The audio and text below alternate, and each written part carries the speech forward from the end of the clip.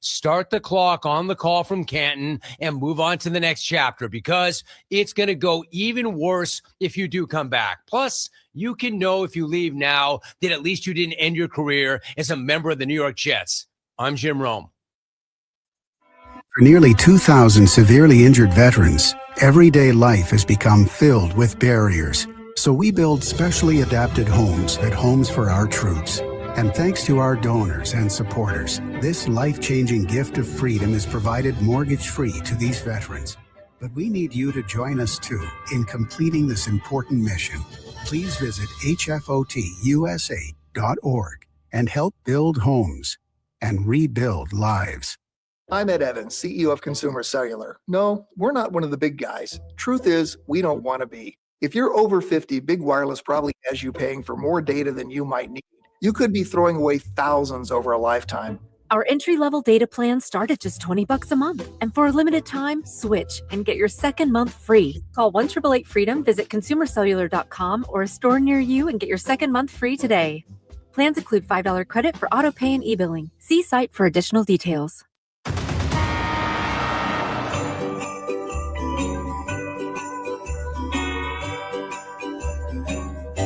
Now, from Wichita's most listened to sports radio, 97.5 and 1240 KFH, this is Sports Daily.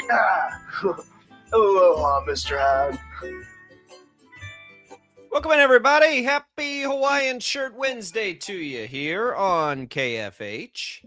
Jacob Albrock, TJ Cleveland, Max Power, ready to rock and roll with the Aloha spirit. Who's not in a good mood today? Did you watch that game last night? We talk about low floor, high ceiling of the Jayhawks. There's your ceiling. You knew one was coming sooner or later. We'll dig into a big KU win over second-ranked and previously unbeaten Iowa State in just a little bit.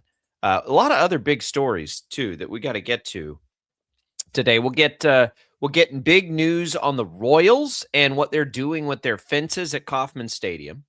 And one of the longest tenured coaches of any sport in the country is stepping away from the Pittsburgh Steelers, Mike Tomlin. So we have big stories to follow today. We'll do it all. It's all what's on tap, brought to you by the Wichita Brewing Company. And they're now pouring the brand new seasonal Bach Lager. Bach, yeah, a cold beer that'll give you a warm feeling. Bach Lager available at all three WBC brew pubs, east near Central and Woodlawn, west at 13th and Tyler, and in historic Delano and Handley. Wichita Brewing Company, pizza and beer made here. Welcome back in. TJ, happy Hawaiian Shirt Wednesday to you. Hello, how are you? We're great. You can pretend to ignore the spirit this morning, but it's not going to work. It's not going to work. I'm sorry, but you know how I felt last night watching that KU game? I felt like Bach, yeah. Jayhawks might be back. Baby. Are they back? Yeah, they are. I don't. At least I'm as confused. It's consistency that we need back. We've seen them be awesome this year. We haven't seen them be that awesome, to be fair, but we've seen them be awesome. And we talk about all the time, like, what is the potential of this team? Well, that it's that. And would you looky there? They play a little defense, and look what happens. I mean, that's it. I want to bring up yesterday. Great defensively, they're great. When they're not, they're not. I didn't even think about that. Yesterday in the office, you said defense needs to be there. I said, what's the number? What do they need to hold them to win? Or maybe that was on the show. I think it might have been on the show. It was on the show, yeah. And you said, I was like 75. And I said, what about 60? He said, no. Look at that. Look at there. Look at that. Now, look, Iowa State's due for a little bit. That there's some going the other way, too. There's the Allen Fieldhouse factor. I don't think we need to start now expecting KU to hold Big 12 opponents to 63 points a game. 84-63 was your final last night. But it does go to show you, for the large majority of this season, this has been a top 5, top 10 defensive team in the country. And then to start Big 12 play, it's been not good at all. So which is it? It is more likely that this is a really good defensive team.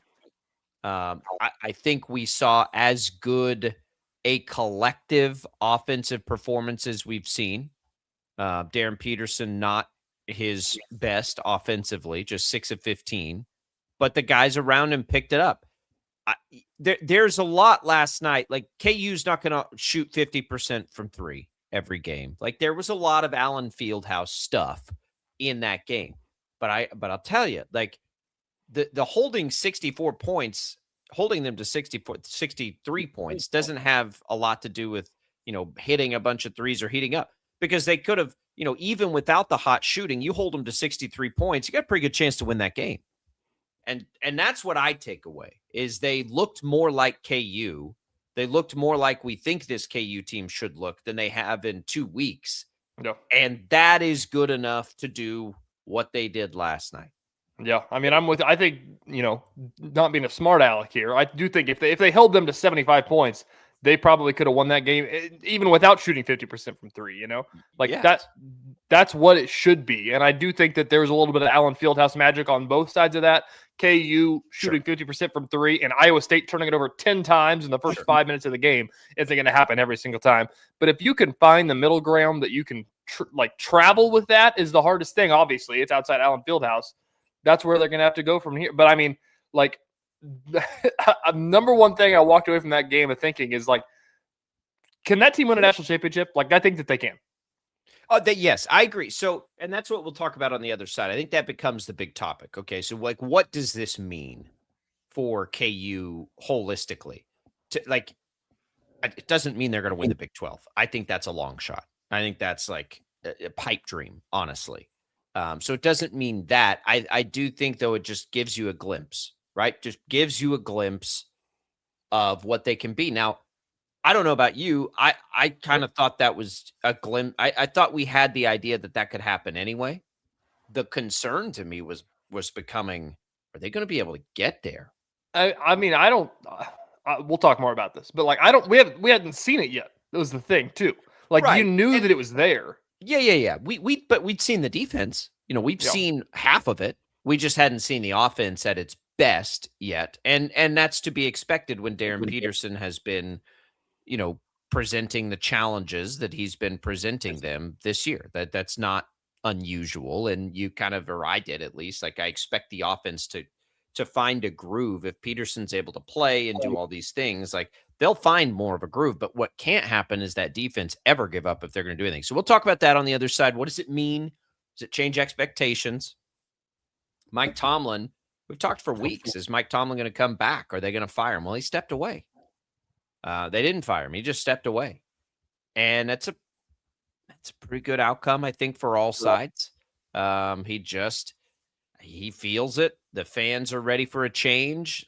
Every week you've got to deal with that, right? You don't think he can feel that? I know. You don't think he senses that? It's got to be miserable. Could you imagine if we got emails every week?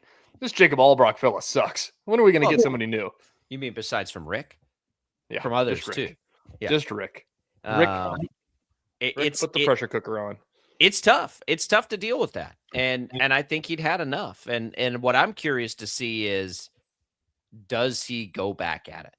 I mean, I think he was 37 years old when they hired him. 20 years later, he's still a pretty young guy in the NFL coaching world. Mm-hmm. So he'll take a year off. He'll go be on TV for a little bit, see if he likes that. And then he'll pick his spot, because next year, if he waits a cycle, he'll be everybody's top candidate next year. Not for sure. Pittsburgh still, they'd have to be a trade, I think. So it'd be like what we saw with Sean Payton, but that's not that big a deal. I think out of a handful of guys of current NFL coaches, he's probably made for the best TV analyst. I think so. I mean, you never know how somebody's going to be able to do the job. His personality is made the best. Yes. His press conference isms, 20 years of this stuff. The only one and immediately comes to my head that would maybe be better than him is Sean McVay, because he's a character in himself. But Tomlin's right there above everybody else. Tomlin's intensity is unmatched, and he doesn't even have to say anything to convey it. He just has that look. And so, yeah, it'll be interesting. I think he'll be really good at it.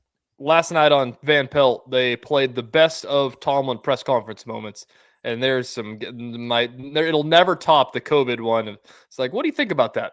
We do not care. Yeah. He's awesome. I love Mike Tomlin. I'm glad this is amicable all the way around. I get annoyed for him at Steeler fans because grass isn't always greener. Speaking of grass, there's going to be less of it at Kauffman Stadium in the outfield. We'll explain what that means throughout the show today, too. But when we come back, we have Shreyas Laddha, by the way, our KU insider joining us. When we come back, let's go to some bigger picture takeaways from last night, and we can get into the X's and O's of it as well. It's all coming on Sports Daily. Thanks to Prairie Fire Coffee for keeping us fueled up this morning. We'll be right back.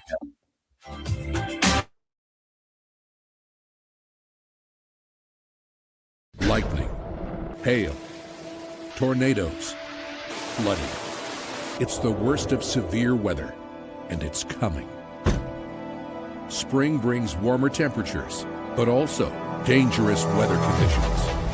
Stay up to date day or night with the Storm Team 12 weather app. You'll get accurate forecasts so you can plan ahead and stay safe, no matter the weather. Download the Storm Team 12 weather app, brought to you by Stutzman's Greenhouse. The future of television has arrived. Next Gen TV is here with stunning video, movie theater quality sound, enhanced voice clarity, and interactive features, all upgradable for the future. Learn more at watchnextgentv.com.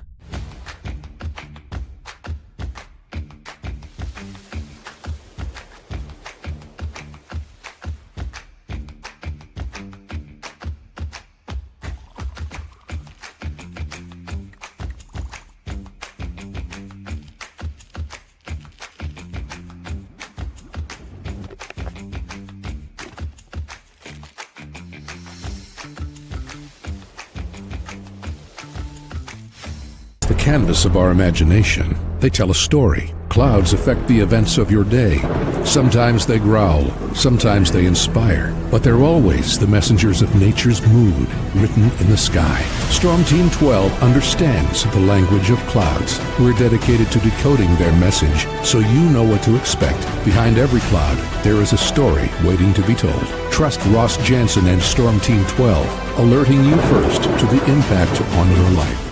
We are following a breaking update. Every day, all day, stream the stories that have you talking near and far. Whoever is behind the wheel of this bus is not stopping. From hundreds of local reporters and meteorologists spanning the country. Chaos here this morning at the UW campus. Search LNL for the all-new Local News Live streaming app. Odyssey is one of the most influential audio and entertainment brands in the nation. You already know Odyssey's iconic local radio brands in Wichita. But did you know Odyssey has the country's best collection of music, news, and sports brands? Odyssey is also a premium podcast creator, major event producer, and digital innovator. Odyssey brings people together across the country and right here in Wichita. Odyssey also delivers meaningful radio and digital audio results. Find out our story and impact at odysseyinc.com/Wichita. Make yourself known now. 31001 in traffic pursuit. Oh my God, here. Investigate TV Plus begins with real people. We investigate stories that impact you. And inspire change every day. Something is broken. Real problems. Why are they hiding it? And real solutions. My daughter was dying in front of me. What was your reaction when he said that? Investigate TV Plus, weekdays at 3:30 p.m. on KWCH. Sometimes people tell us, I don't get it, it's just tea. But let me tell you, we are so much more than just tea. With 20 plus flavors of sweet and unsweet iced tea, the possibilities are endless. Come on in and try them all for free to find your favorite, or get us on the go for your busy lifestyle. And don't miss happy hour every day. So the next time someone tells you it's just tea, tell them to come by and find out why we say, drink tea, be happy. Jim Rome here, lighting up your afternoons on The Jim Rome Show. Catch me starting at 2 on Wichita's #1 sports radio, Kansas fan headquarters, 97.5 and 1240 KFH.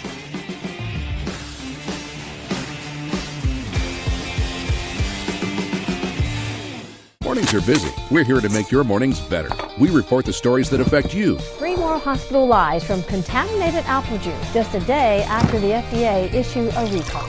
We're here to make your mornings better. Closing east and westbound lanes of K96 for repairs. With 12 News, you're prepared for your whole day. Scattered thunderstorms across the state into the afternoon. Stay a step ahead with 12 News this morning on KWCH and KSCW.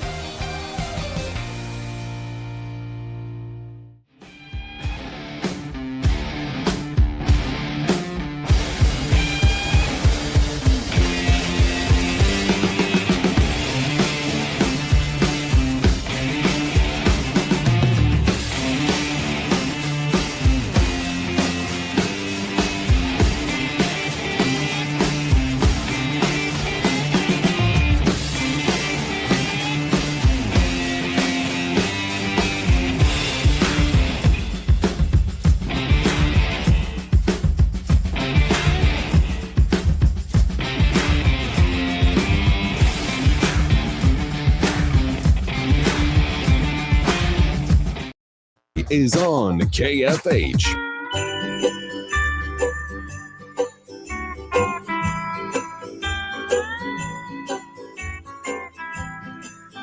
Welcome back in, everybody. Happy to be here with you today on the program. Thanks to Crestview Country Club for being a great supporter of the program. Boy, did we run out of luck on our great weather to get out there and play some mid-January golf? I don't know, but the good news about Crestview Country Club is they got a couple simulators, even if it's blustery and cold like it will be today, or even if we've said goodbye to the near 60-degree temperatures. They've got 2 state-of-the-art simulators there inside the facility. You can order some food, order some beers, swing it around. Just did that a couple weeks ago. It's a blast. It's fun. But one of the many great things across the facility that you should check out. Go take a tour. Give them a call. Tell them we sent you here from Sports Daily. Appreciate their support of the program. Jacob. Yes. I just saw on Instagram in my scrolling Instagram reel from 2 days ago from Barstool Sports College Basketball Show, their lead college basketball analyst, saying, I don't want to say it, but is it time for Bill Self to hang it up? He might have lost his fastball. KU might be done. Man, he ain't the only one. Put that in your pipe and smoke it, Barstool. He ain't the only one saying that. That's been a conversation, TJ, for 2 years now. I know. And my point has always been, hang on, everybody, for 2 reasons. One, they had the same team for 2 years that just wasn't working clearly. But what are you supposed to do? Like, you've got like 3 All-Americans on it. They just didn't fit well together. And then you go get Darren Peterson in the offseason and get the number 1 player in the country, one of the best college basketball players, we're told, in a very long time. And we see flashes of it. Now you get to this year, new roster, new start. We see glimpses. Another wrinkle to the story is Peterson's leg cramps. Like that kind of conversation is ridiculous. It's stupid. Like, what are we doing? What are we doing here with that conversation? But it's funny that it happens. We just talked about Mike Tomlin, same thing. Like, at some point when you win so much so often, like, fans just, like, it's never enough. I mean, we have people telling us Andy Reid needs to go. Like, that's a real sentiment right now among Chiefs fans. Dude's been to 5 out of the last, what will be 8 Super Bowls. And people think it's time for him to, and I'm like, you guys are crazy. His quarterback blew his ACL this year. Like, what are we even doing here? But that's the way fans are. And that's okay. It makes it fun. But yeah, that kind of nonsense is just like, whatever, guys. Like, it's fine. I always tend to say, you know, if anybody can figure it out, Bill Self can figure it out. I've long thought he was the best in the business at combining all the different elements of being a college basketball coach. Now, the game has changed for sure. And so I don't know if that still holds true. But pound for pound, when you go straight coaching chops, recruiting, managing the program, and having your program with that swag, like, nobody's better at it than he has been over in the last 30 years. I know we're going to talk big picture this season, but it is an interesting conversation of, like, was last night, like, you know, not peak, but prime Bill Self basketball? Like, that's what it looked like. That's what those were good passing and yes. Like, now again, 12 of 24 from 3, What are we doing with that? I mean, but still, I mean, the fact that they can hold the number 2 team in the country to 60 points and turn them over that is 20 times, and the ball movement, that's the thing of the 3-point shots too. I agree that you're not going to make 50% of them, but like the way the ball was moving last night was like prime Bill Self set play offense. Like he's been so good at stealing points from people for so like that's what it all looked like. And I think that as a KU fan, that is in that camp of saying, man, what are we doing here? We need to get Golden on the line, and we need to call Dusty May. Like those guys aren't doing that kind of thing. And like, it doesn't. Sometimes there's a disconnect, and we saw it for the last 2 years for some reason because the puzzle pieces just didn't fit. But that Bill Self is still there. It's all. It's your favorite Family Guy joke. Should we take the box or what's behind the curtain? With Bill Self. Well, maybe we could get the next Bill Self. You have Bill Self right now. It's silly to do that stuff. I mean, he is one of the best to ever do it, and they have a very unique situation to work through this year, and they're trying to work through it. My question has been, will they have enough time to get there? Jason asks on YouTube, I think KU has a shot to win the Big 12 if they play like last night going forward.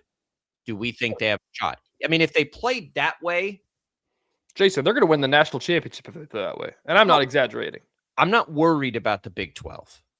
I'll say it that way, Jason. No, I don't think they have a shot to win the Big 12. Is it harder for them to win the Big 12 than it is to win a national championship? Probably, yes. It probably is. Probably because Houston's in there, and I know you beat Arizona State. That's fine, but you have to start with all TCU. Of those teams losing 2 games, right? That's where you have to start because KU already has 2 losses, and so okay, is there a chance they all lose 2? Sure. Is there a chance KU wins all the tiebreakers? I don't know. So let's say they have to lose 3. Now you're sitting there and saying, okay, is Houston, Arizona, Iowa State, Texas Tech, BYU, are all those teams losing 3 games? I doubt it, right? And maybe it's 3. I don't know what the number is this year. We're too early in this to know that. But you're also having to say KU will play that way in every big game it plays in the Big 12 this year. Home and road, and that won't happen either. I agree. No, I don't think that's going to happen. But I also don't think it matters. I don't think it's ever mattered. I've never thought KU was going to win the Big 12 this year. Here's an interesting thought as well. I'm really digging deep into the KU nostalgia bag this morning. If with the state of the Big 12, as we keep referencing, Bill Self said the league is a real B. What if it was one of the old Bill? What if it was like Doak and Dot, like that team playing in this Big 12? They're still gonna have a hard time. Like, I will say that was one of my favorite college basketball teams of all time. They've had make your pick, whatever KU team you want to pick that dominated. Throw them in this Big 12. Can they go to Houston and get a win? That's tough. Can they go to Arizona and get a win? I know. I don't think KU travels to Arizona, but they do. They play them twice. Oh, that's right. Houston and Arizona twice. Tech on the road. Where do they play BYU? Irrelevant. Just we don't need to go through that exercise. It's at home. So we sit here and I mean, do they have a shot to win the Big 12? Sure. They have to win every game the rest of the way, probably, and that just seems insanely unlikely. But again, that's not the thing for me to take away. By the way, I appreciate the comment on YouTube. Rick on YouTube says they all played aggressive, didn't stand around and watch DP. That's very true. In fact, DP I was driving home, didn't get to the game until it was, I think, 11-2, which was, I think, 5 minutes had been played. I get it on. I'm like, where's Peterson? Is he hurt? And no, he just came out, and that's great. That's, we got, and that's another thing we'll talk about in a minute. But by the way, you can comment to us on YouTube, Facebook, and X. Thanks for watching. Rick doesn't even acknowledge it. We called him a hater 2 minutes into the show. Hey, thanks for watching us on 12 News Connected. Rick leans into it. He's good at it. I appreciate Rick's contributions that way. You can also, of course, listen to us on the Odyssey app, leave us voice messages, and you can still call us the good old-fashioned way, 869-1240, if you prefer. I don't – the Big 12 part of this, to me, has become, are they going to be able to win enough of these games to get in and to comfortably get in, right? They could be this year's Syracuse that sneaks in as a 10 seed, but that means you're a bubble team, and that sucks. Nobody wants that. Can they be a 6 seed? Can they comfortably get in? this was the point I was bringing up yesterday, and let me pull this up actually while I'm talking about it. They, like I was talking about, and it sounded like a pipe dream yesterday, obviously, that if they won that game last night, like they won it, they are like they'd be in already. Like if they, oh, my Ken Palm expired. I can't even pull it up. The rest of their schedule, I don't know what it is. If they were to lose every quad 1 game and win every quad 2 game, the rest of the way, they'd be in. Yeah. Because of that win. And if they didn't win that one last night, that may not be the case, I think. I think they would be a real bubble team. But if you're talking about a bubble team with a win over the number 2 team in the country by 21 points, that's a lot better than anybody else has. Ken Palm loved that win last night. They moved up to 17, so they jumped like 5 spots.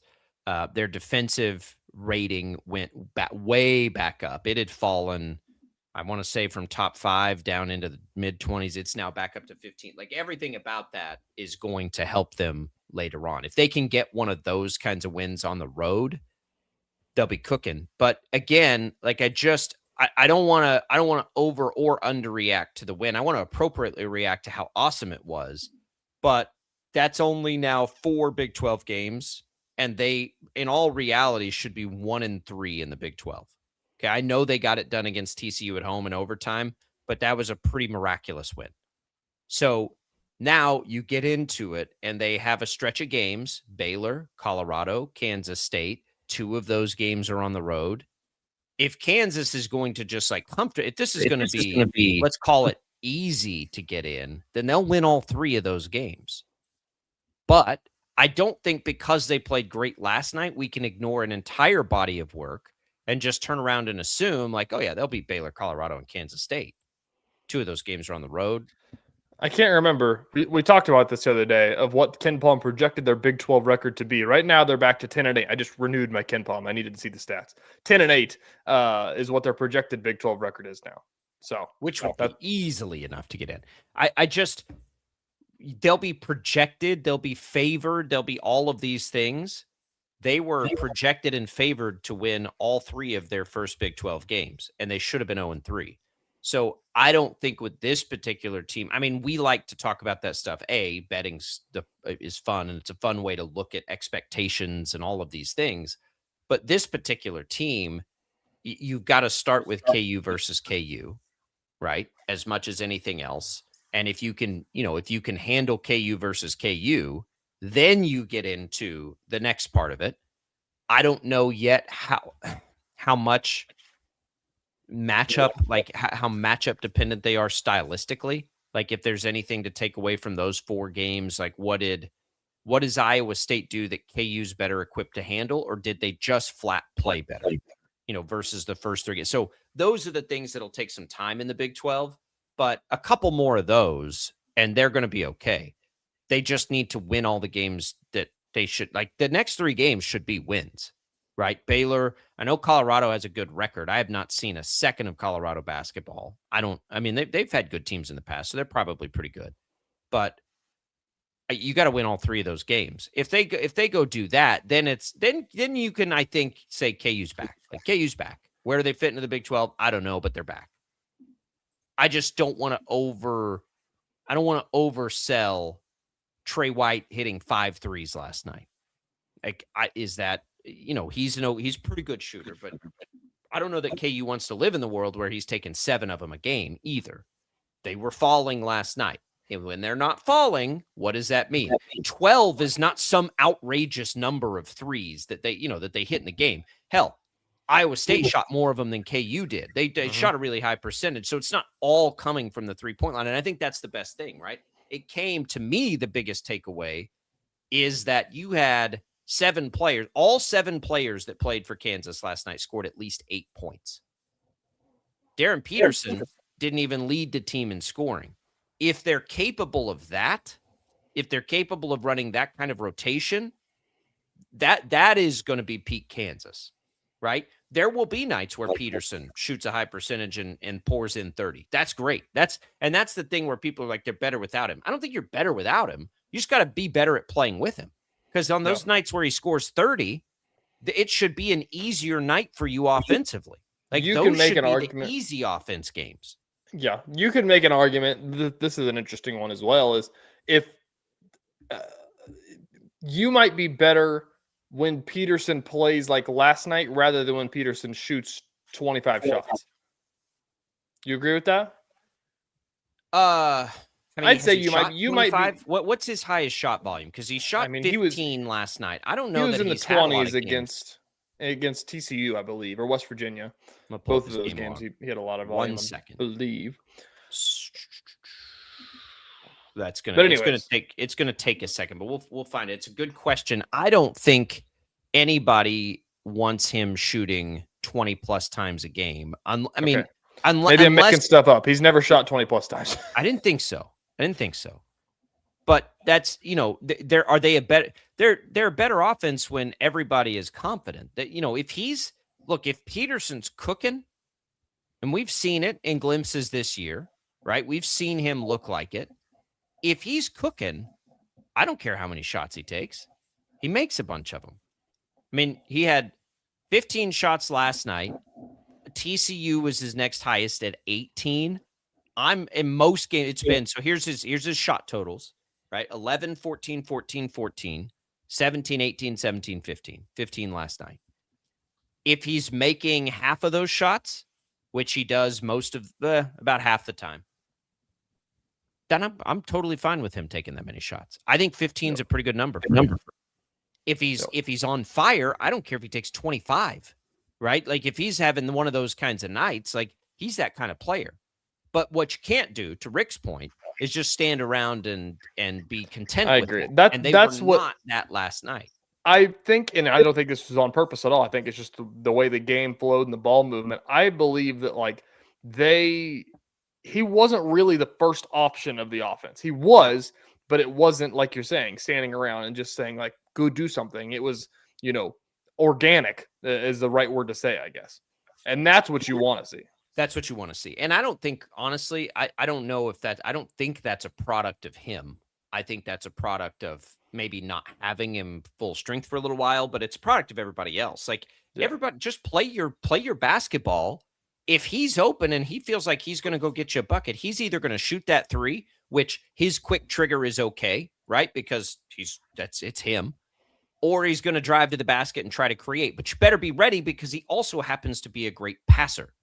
Here was my question, and has been my question about him as much as anything else, because as he's acclimated and kind of revved it up, their defense has taken a step back.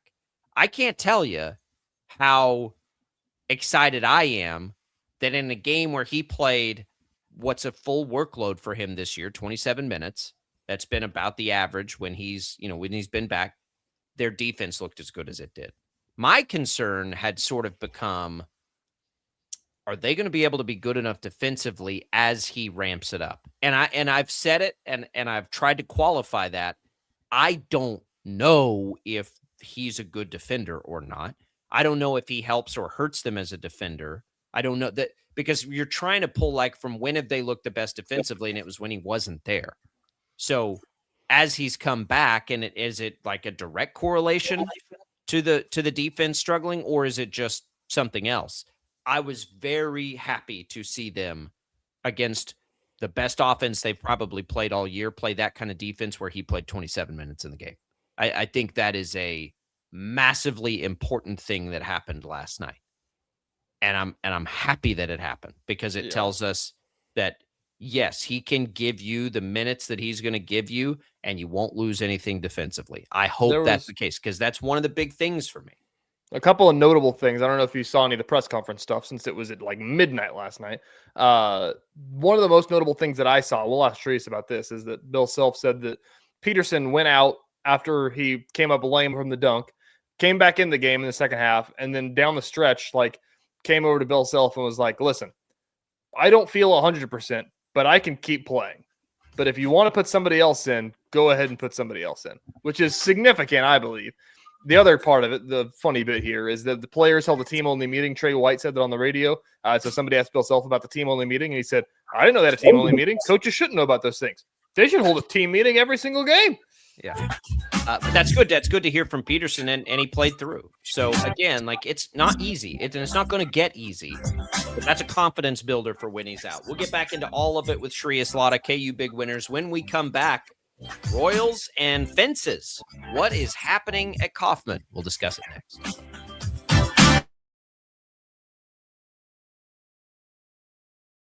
Lightning, hail, tornadoes, flooding. It's the worst of severe weather, and it's coming. Spring brings warmer temperatures, but also dangerous weather conditions. Stay up to date day or night with the Storm Team 12 weather app. You'll get accurate forecasts, so you can plan ahead and stay safe, no matter the weather. Download the Storm Team 12 weather app, brought to you by Stutzman's Greenhouse. The future of television has arrived. Next Gen TV is here with stunning video, movie theater quality sound, enhanced voice clarity, and interactive features, all upgradable for the future.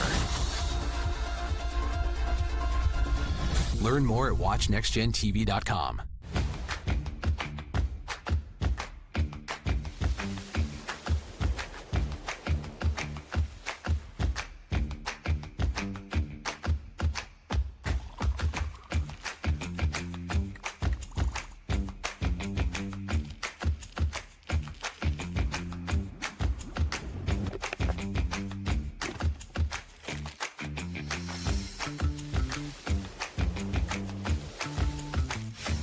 Canvas of our imagination. They tell a story. Clouds affect the events of your day.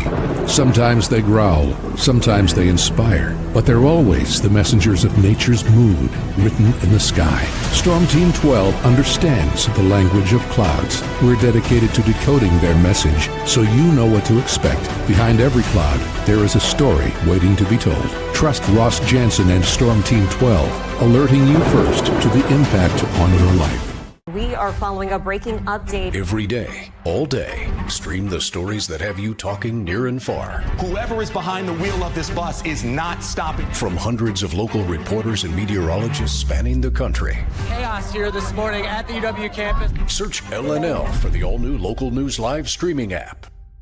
Odyssey is one of the most influential audio and entertainment brands in the nation. You already know Odyssey's iconic local radio brands in Wichita. But did you know Odyssey has the country's best collection of music, news, and sports brands? Odyssey is also a premium podcast creator, major event producer, and digital innovator. Odyssey brings people together across the country and right here in Wichita. Odyssey also delivers meaningful radio and digital audio results. Find out our story and impact at odysseyinc.com/Wichita. Make yourself known now. 831001 in traffic pursuit. Oh my God, here. Investigate TV Plus begins with real people. We investigate stories that impact you. And inspire change every day. Something is broken. Real problems Why are they hiding it? and real solutions. My daughter was dying in front of me. What was your reaction when he said that? Investigate TV Plus, weekdays at 3:30 p.m. on KWCH. Sometimes people tell us, I don't get it, it's just tea. But let me tell you, we are so much more than just tea. With 20 plus flavors of sweet and unsweet iced tea, the possibilities are endless. Come on in and try them all for free to find your favorite or get us on the go for your busy lifestyle. And don't miss happy hour every day. So the next time someone tells you it's just tea, tell them to come by and find out why we say drink tea, be happy. Jim Rome here, lighting up your afternoons on The Jim Rome Show. Catch me starting at 2 on Wichita's #1 sports radio, Kansas fan headquarters, 97.5 and 1240 KFH.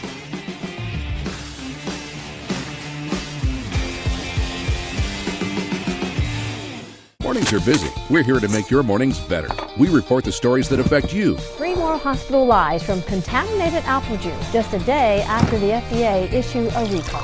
We're here to make your mornings better. Closing east and westbound lanes of K96 for repairs. With 12 News, you're prepared for your whole day. Scattered thunderstorms across the state into the afternoon. Stay a step ahead with 12 News this morning on KWCH and KSCW.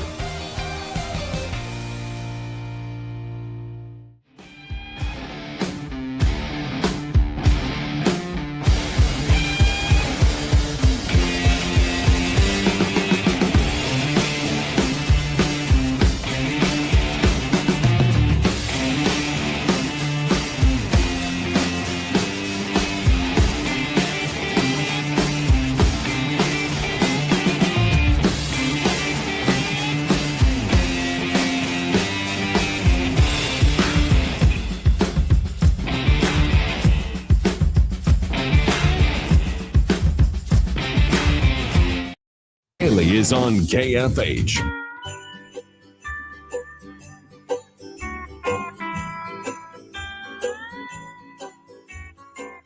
All right, welcome back in, everybody. Sports Daily, Jacob Albrock, TJ Cleveland. Glad to be with you here on this Hawaiian Shirt Wednesday. Happy Hawaiian Shirt Wednesday, everybody. Thanks for celebrating. Hey, if you want to try the all-new Spiced Orange Iced Tea at HTO, you can get a free cup on us. All you got to do is enter the contest, text the keyword TEA to the short code 20357. You can enter once per day, message and data rate supply. Again, it's T to 20357. The all-new Spiced Orange or any of the more than 25 flavors of iced tea. Good for East Wichita, West Wichita, or Derby. Good luck, everybody. All right, we come back. Kauffman Stadium. The Royals will be in there for about 5 years. Big change is that they're going to move the outfield walls in anywhere from about 8 to 10 feet in left and right field. Center field will stay the same. So at the core of it, the Royals are, I don't want to say they're trying to become more hitter friendly. They're trying to become more home run friendly. And that's a change that will be, it'll be pretty impactful in a lot of ways. It'll be impactful for the power hitters. It'll be impactful probably a little bit negatively for the speed guys. But I would imagine it'll be a negative for the pitchers. But it's a big organizational shift, I think, in the way the Royals are telling you they're trying to think about things. It's true. And I think that the biggest thing, a lot of people kind of asked me this question as the news came out yesterday, of why now do it? And then there's a little bit of the part of where they are right now, but I think the biggest thing is that we're going to get rid of the stadium in 4 years. So let's just try this. And then if we like, it's easier to move in than move back, obviously. This is something of saying, like, we're going to build a new stadium eventually, we think, somewhere, and we want to know what is the perfect, field. And you have 4 years to run a trial, basically. And JJ Piccolo said it best, is we didn't want it to be something in 5 years when we're moving into a new stadium saying, man, I wish we would have done that to see what it was like. So that's kind of the biggest reason, I think, is why. And they've talked about it. I don't think it's so much of this team is the reason that they're doing it. I mean, because I think that you go back to in 2016 on, you can make an argument for the World Series teams, doing well in the big ballpark. 2016 on, you think about the Jorge Soler home run year, the Mike Moustakas team record home run year, the Salvi, he got to 40 that one time. Like, they've had power hitting years, and they could have done them then and pulled themselves from the basement of, the American League, basically, and they waited till now. It's a part of their, window is the right word to say, but I think it's more so the fact of, like, screw it, we're getting the new stadium anyways, let's just do it. Yeah, I think, I don't think it's the new stadium thing. I think they're looking at their young roster and even the aging part of their roster. Like, if you looked at the Royal, and how many times last year did we have the discussion of, man, on paper, this should be a top offense, they just can't score any runs. And it's because they don't get any cheap ones at home. Right. And I think the offense would be better served to get some cheap ones at home. No. Vinny Pasquantino, by some people's calculations, and I was hoping this would happen yesterday. The brains would get together and try to project out what this change would have meant. There are people that would put Pasquantino at 40 home runs had this happened. I think it was eight more than he hit a year ago was the projection. I think about the strengths of this team right now and what's coming up. Bobby Witt Jr. plays anywhere. It doesn't matter. Irrelevant. That guy's a rock star. Maybe he hits a few more home runs. Maybe it's a few less triples. Doesn't really matter for Bobby Witt Jr. Salvador Perez, it extends the life of and makes him more effective. To me, he was the first guy I thought of with warning track power a lot last year. Maybe I'm wrong about just trying to remember, what we would see out of that. I think Michael Garcia would have been the biggest beneficiary. I said oddly. like 15 to 20. So you have that, and then you think about what's coming up, and that's where it's like, okay, well, if you're going to lean into Jack Caglione, if you're going to lead into Jensen and the youth and the core of this team, these are power hitters. Mm-hmm. You should help. And it's weird because in baseball you can literally change the size of your field, but that's what's going to happen. That was also the biggest conversation yesterday in the newsroom. They can just do that. Yeah. You got to lean into that, I think, because the 2014-15 Royals were such an anomaly. So old school and fun, and it was perfect. You cannot replicate what made that team great. They've been trying I very mean, there successful. hasn't been another team like that in the MLB. Not that I can remember. Not as small ball speed. Yes. Yeah. Not the and defense, right? The defense, like they designed that team for that. They had great speed in the outfield to run down balls. Their pitchers were greatly benefited but for that reason as much as anything else. So you can't really replicate that. So what are you going to do? Well, we're all looking at this team on paper and we're saying, man, like you feel good about like 7 spots in the lineup. You wouldn't change them. You wouldn't trade them. You wouldn't change them. You wouldn't do anything. It doesn't make sense that they're not scoring any runs. So I think that's one reason where, and then here's the other thing about it. You get 5 more years at this stadium. If this works well, a lot of these guys are going to move into a new ballpark with you. You know what you're going to do with your dimensions. Exactly. Right. That's my point. So, and I think for all of those reasons, it's a no-brainer to try this. And it's not just like someone, throwing darts at a board saying, well, maybe we should do this. They've been researching this apparently for years and have really taken an extensive analytic look at this as something they can do. But here's the downside. They have a pitching staff that everyone would say is the strength of their team and a deep starting rotation. You don't have a lot of starting pitchers in that rotation that are big strikeout guys. There's a lot of fly ball pitchers that have, come in and found success because part of the time they're pitching in Kauffman Stadium. So that's going to be a little bit of an adjustment that they have to make too. That there will be the downside to this. It also means the other team's going to hit more home runs. I know. And so that's, that's a part to pay attention to.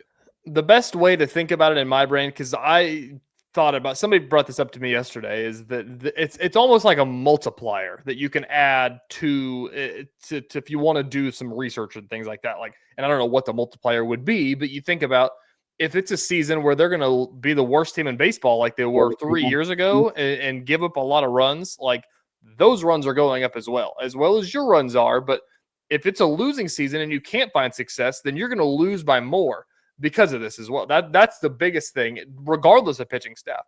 But I agree that it's going to be interesting to see how the pitching staff can handle it. And again, they're moving them 8 feet in. Like, it's not Yankee Stadium still. Like, it's still like and center field's still very deep. It's still like the 8th biggest field in baseball. So it's still going to be pretty hard. But I think there'll be more benefit to the Royals hitters than there will be detriment to the Royals pitchers. I do believe that. But I do think there's going to be a detriment to the Royals. There is. Like, you're right that they're not strikeout guys, but I also think that they are in a spot where they've got such a good pitching staff that I think that you can be like, it'll be okay. Like, they're going to get a little worse because of this, but they're so good that I think their strength is their strength is their depth. There's no question. The strength of their staff is their depth. So if it's not working for one of them that it was working for before, you swap them out. But what couldn't happen and what can't happen is what we've seen the last 2 years. It cannot be that big a struggle to score runs. It just can't be.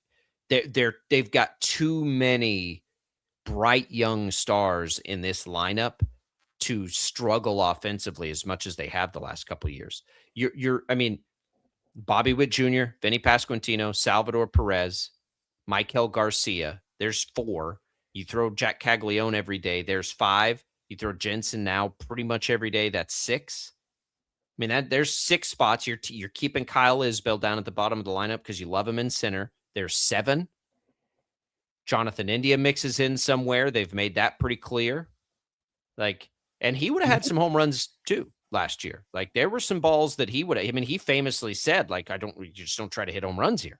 It just didn't work. I've tried, he learned that lesson at some point in the season. I recall him saying something to that effect. Like, yeah, you just don't, it's just not what you're going to do. And that's the biggest reason that they cited why they wanted to do this, is they wanted to just feel like a normal field in baseball. It's still going to be big, but they just want to feel more like a normal field. So that way Royals hitters aren't thinking about like, well, I mean, I'm not even going to try to hit home runs at home, or even visiting players for that matter, is kind of what their point was, is that if somebody from the, Yankees is an extreme example, obviously, because of their field, comes into Kauffman, they have to change their swing because they can't hit the ball up because it's a fly out at Kauffman, considered a home run at Yankee Stadium. So they just want it to feel like something to where you can just have the same swing no matter where you go, for the sake of baseball, but obviously for the sake of their team.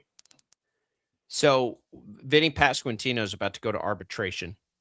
They're about to tell him, you're not very good at baseball. That's why arbitration sucks. Like they just sit in a room and the team just like bashes him to try to make him less valuable. The reality is, it's just so funny. Hey, no. Is now the time to extend him before he starts hitting 45 home runs a year? Like, do you try to get out ahead of that if you're the Royals now? I mean, we looked that's the part. It was John Boy that looked up Vinny, and they found all the clips that he flew up to the warning track or hit a double off the wall. Like he would have had maybe 8 more home runs, and that got him to 40. So it's like he might be a star, especially with the shorter. There's some parts of his game and some analytics that this wouldn't change a great deal, because you've got to also take away what would have been a double or, those kinds of things.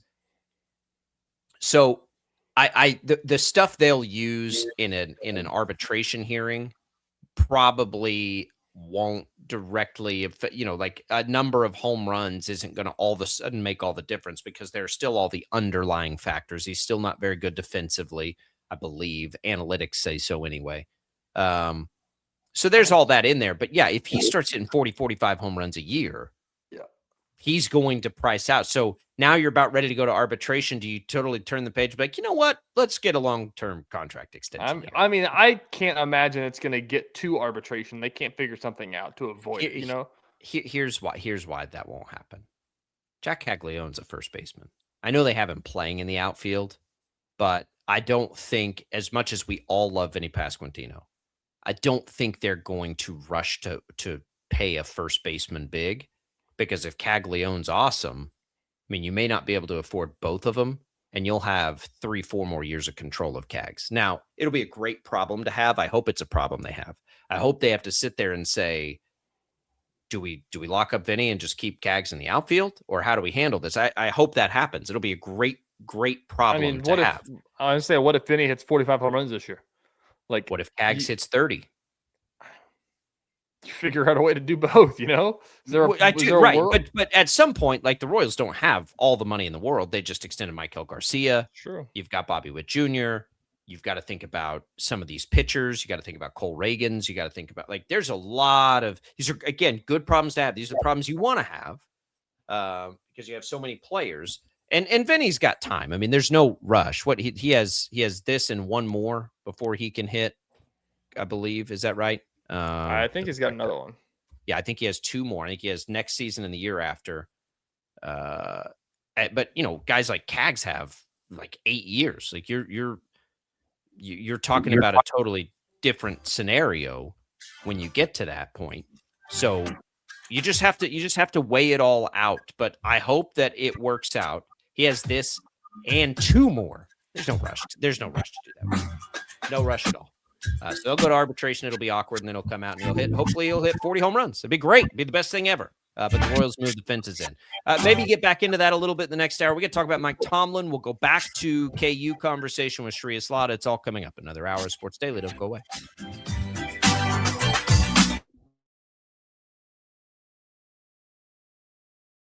Lightning, hail, tornadoes, flooding. It's the worst of severe weather, and it's coming. Spring brings warmer temperatures, but also dangerous weather conditions. Stay up to date day or night with the Storm Team 12 weather app. You'll get accurate forecasts, so you can plan ahead and stay safe, no matter the weather. Download the Storm Team 12 weather app, brought to you by Stutzman's Greenhouse. The future of television has arrived. Next Gen TV is here with stunning video, movie theater quality sound, enhanced voice clarity, and interactive features, all upgradable for the future. Learn more at watchnextgentv.com.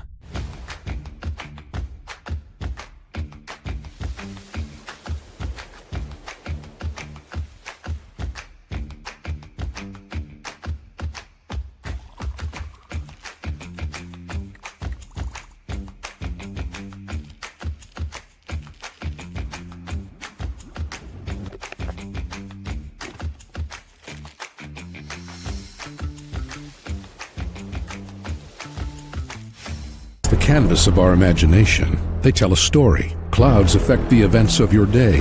Sometimes they growl, sometimes they inspire, but they're always the messengers of nature's mood written in the sky. Storm Team 12 understands the language of clouds. We're dedicated to decoding their message so you know what to expect. Behind every cloud, there is a story waiting to be told. Trust Ross Jansen and Storm Team 12, alerting you first to the impact on your life.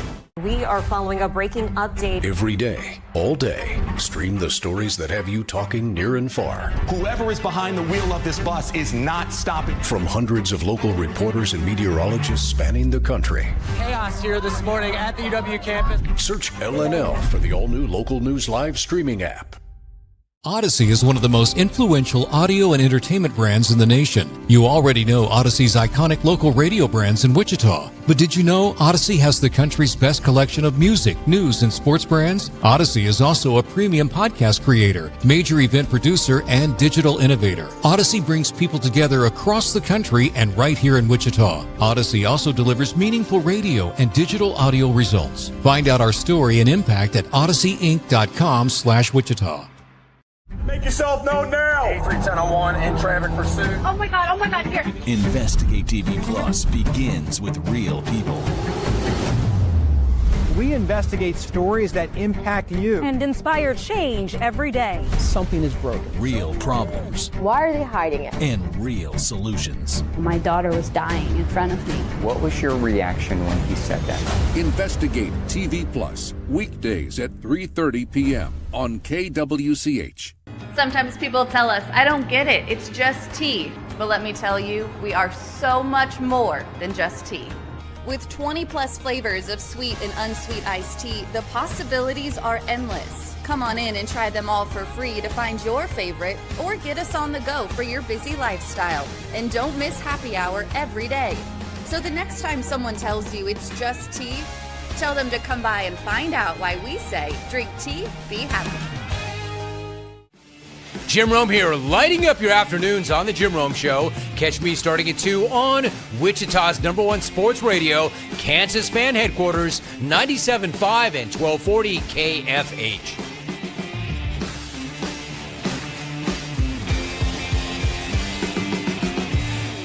Mornings are busy. We're here to make your mornings better. We report the stories that affect you. 3 more hospitalized from contaminated apple juice just a day after the FDA issued a recall. We're here to make your mornings better. Closing east and westbound lanes of K96 for repairs. With 12 News, you're prepared for your whole day. Scattered thunderstorms across the state into the afternoon. Stay a step ahead with 12 News this morning on KWCH and KSCW.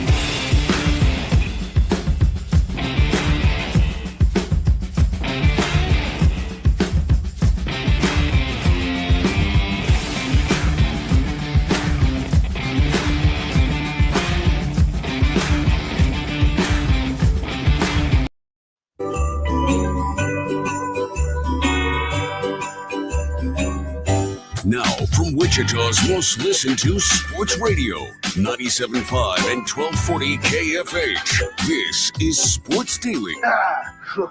Aloha, Mr. Hyde.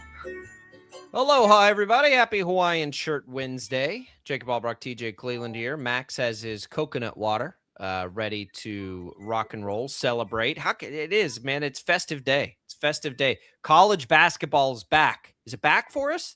It's been a rough time.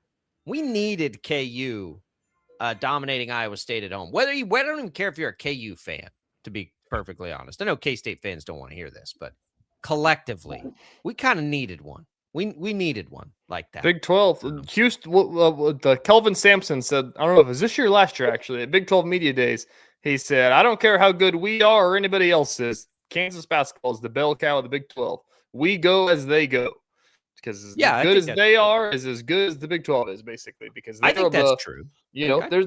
there's a part of it. I mean, I'm sure that Iowa State fans and maybe like Texas Tech would push back, but like KU is probably the flagship basketball program of the conference.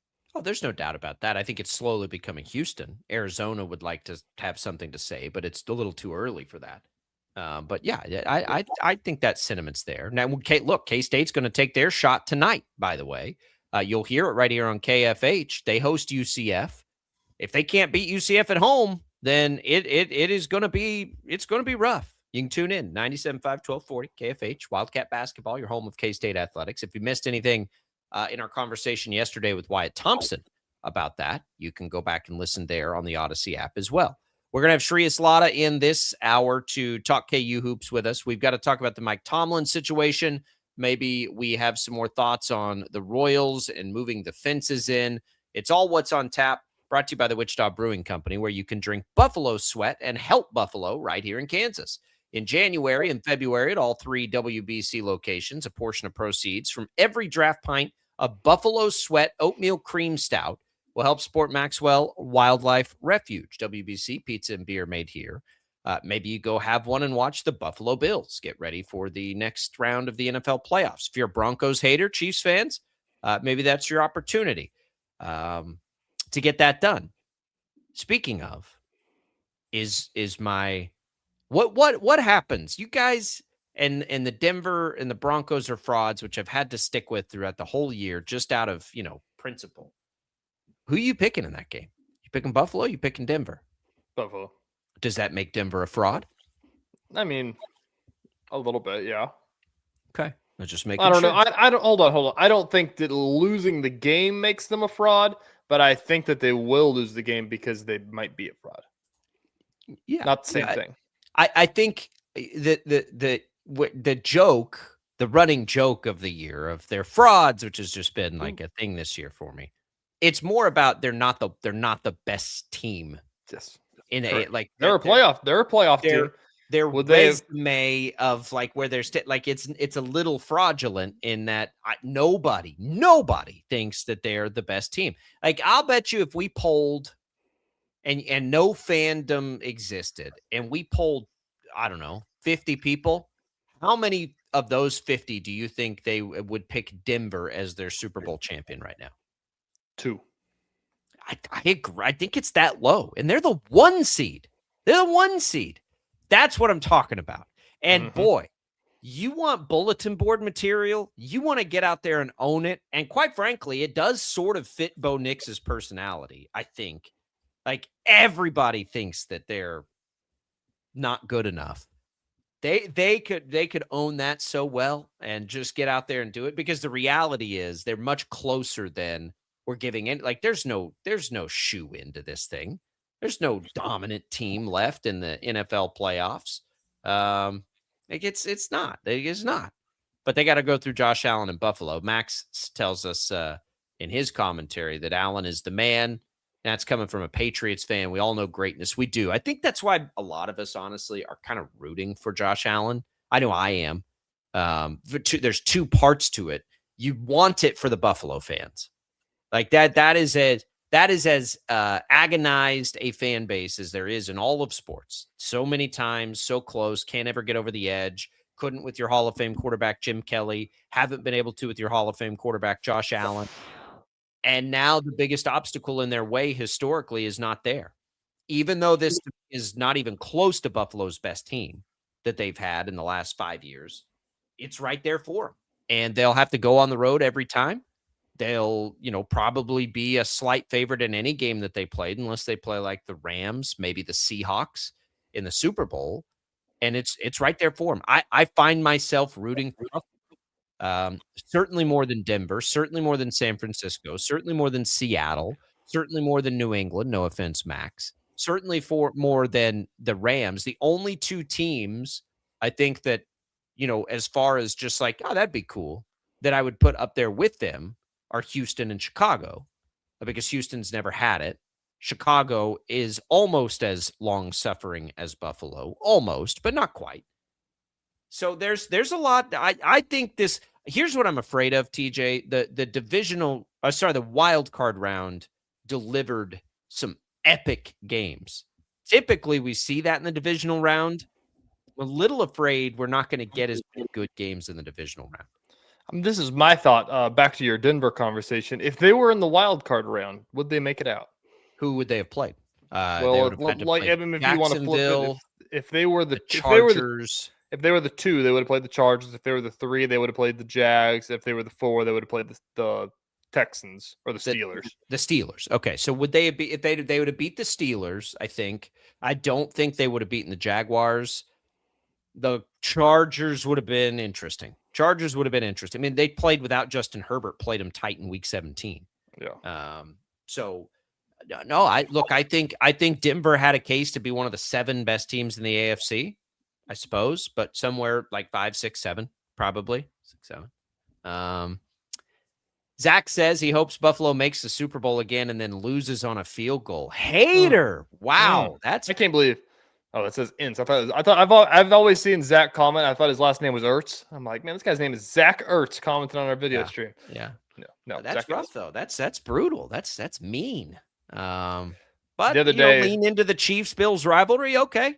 The other day, I've talked about this on the show, but this is the most invested my wife's ever been into an NFL season. She's always been a fan, but she's like deep in the weeds. Like she can name all the quarterbacks now. And she's like, man, I don't know who I want to win. She's like, has Buffalo ever won a Super Bowl? I said, they never have. She's like, they've never won a Super Bowl. It's like, have they ever gone? And I said, oh, let me tell you.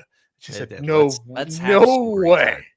There is not a more, as from a fan's perspective, tragic fan base. I don't think, is there one that's had it as bad as Buffalo, a fan base that's as awesome, especially as Buffalo's fan base? I don't think so. Minnesota Vikings. Yeah, but they've won one, but they've had a championship. I know it's been a lifetime ago, but they've had one. And they had, before the Super Bowl era, they had a handful, right? They've just had one Super Bowl. The Jets is kind of in that same boat. They've had one. But I don't think you could say that either of those two teams has been as close as often as Buffalo has without getting it, right? Buffalo's had opportunities. The sad thing about the Jets and the Vikings, I mean, the Vikings had their one. They lose to the Falcons in that NFC Championship game where we all thought they were going to be able to get it done. And that's kind of it. And then the Jets have been to some AFC Championship games. But Buffalo's been there. Right. The tragic ways they've lost to the Chiefs, the Super Bowl runs, of course, when they lost 3 in a row or 4 in a row. So, yeah, go Buffalo. I'm good with it. I'm good with Buffalo. I want to be good with Seattle, but Seattle's had some recently. I don't know. See, I used to love Seattle when I was a kid. I love them less now. I just like the guy. Like I'm with you because I've said that so many times about like I don't want the Patriots to win it just because of recent. Like I want it to be somebody, but then I look at the Seahawks and I'm like, God, Sam Darnold could win the Super Bowl MVP. Like, do you know how insane that would be? And I, by the way, for the record, like I don't dislike the Seahawks. I don't dislike the Patriots either. Like if I'm looking at this, I need my outcome to be no San Francisco, no Denver. That's it. Of teams like as a fan, like or that I just don't like. Like those are the only two teams. Like I think it's just I think it's just the Broncos. Broncos. The Packers. We got rid of the Steelers. Now, if it's not Niners, not Broncos, I'm pretty okay. And that includes the Patriots because I'm such a big Vrabel fan. I mean, I would prefer others over the Patriots, but at least it's a good story. And how do you not like watching Drake May play? He's fun to watch. I agree. I like the Patriots. I don't know. I think that the Broncos are the one for me that's just like it's Sean Payton. The Niners are awful. I'd rather the Broncos win it than the 49ers. Why the 49ers? They haven't won one in forever. I'm a Cowboys fan. I guess. I don't see know. Mr. Irrelevant could be Super Bowl MVP. You know how cool that would be? Yeah, that's fine. I hate the 49ers. The only team I hate more than the 49ers are the Eagles. So that was an interesting experiment last week. If you are a Cowboys fan of my generation, somebody asked me the other night, why do I not like the Packers? Like to me as a kid, my brain was the Cowboys are going to go to the playoffs. They're going to play the Packers and then they're going to play the 49ers to try to win a Super Bowl. And it felt like it was that way every year. And now the Packers have flipped the script on the Cowboys and busted them plenty of times, but the Niners are the same way. Like, to me, peak early to mid 90s Cowboys-Niners rivalry was as good as we've ever seen. You had Charles Haley and Prime both kind of switching teams in different times. Like, it was so good. It was so good. And growing up, like, if you weren't a Cowboys fan, like if you were just if you were a antagonist, you just latched onto the 49ers because they were the next best, they were the one. So, like, there's a lot of hater 49er fans growing up to Cowboy fans. That's just the way it is. No Niners, no Broncos. We already got rid of the Packers and Steelers. We'll be good with this postseason. Speaking of the Steelers, Mike Tomlin is out. We'll talk about that. Big story. Just massive bombshell coaching stories this year. We'll have it next for you on Sports Daily.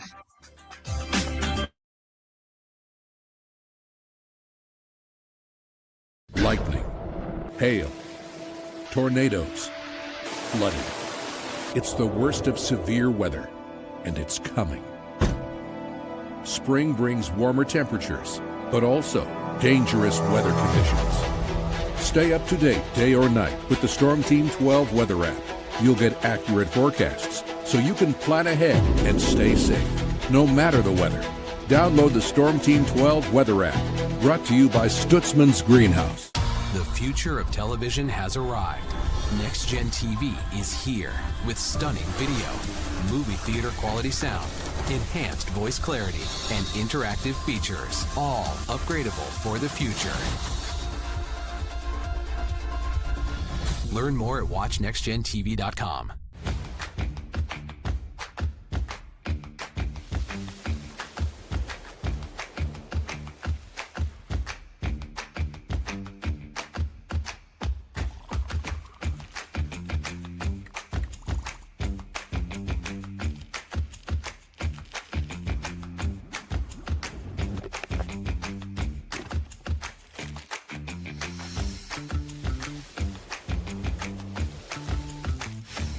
Canvas of our imagination. They tell a story. Clouds affect the events of your day. Sometimes they growl, sometimes they inspire, but they're always the messengers of nature's mood, written in the sky. Storm Team 12 understands the language of clouds. We're dedicated to decoding their message, so you know what to expect. Behind every cloud, there is a story waiting to be told. Trust Ross Jansen and Storm Team 12, alerting you first to the impact on your life. We are following a breaking update. Every day, all day, stream the stories that have you talking near and far. Whoever is behind the wheel of this bus is not stopping. From hundreds of local reporters and meteorologists spanning the country. Chaos here this morning at the UW campus. Search LNL for the all-new Local News Live streaming app.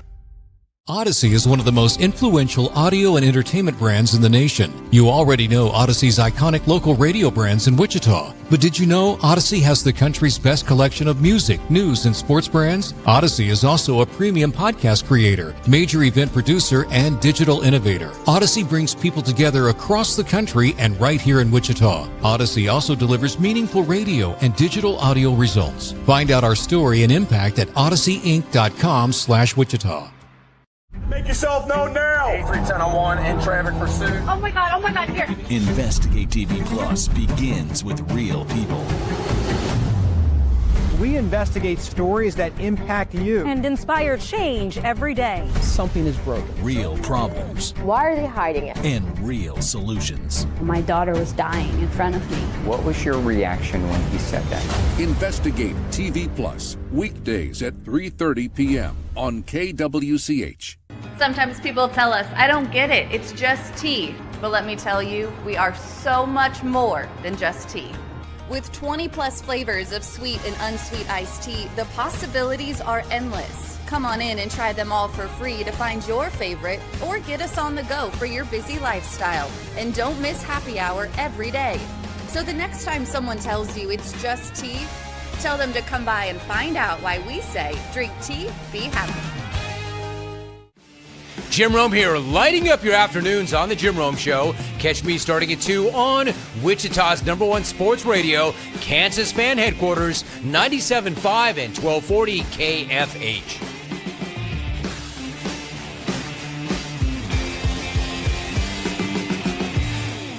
Mornings are busy. We're here to make your mornings better. We report the stories that affect you. 3 more hospital lies from contaminated apple juice just a day after the FDA issued a recall.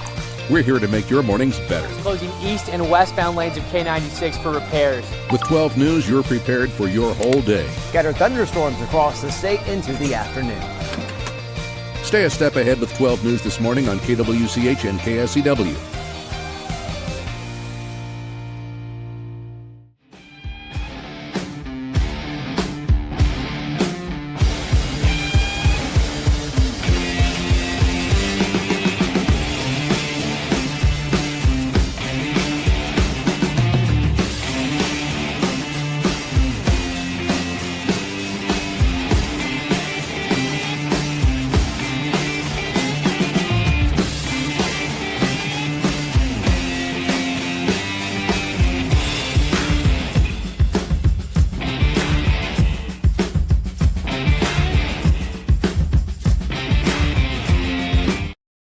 This is Sports Daily on KFH.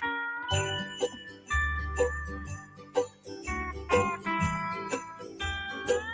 right, welcome back in, everybody. Sports Daily here. Jacob Albrock, TJ Cleveland. Glad to be with you on a Hawaiian shirt Wednesday.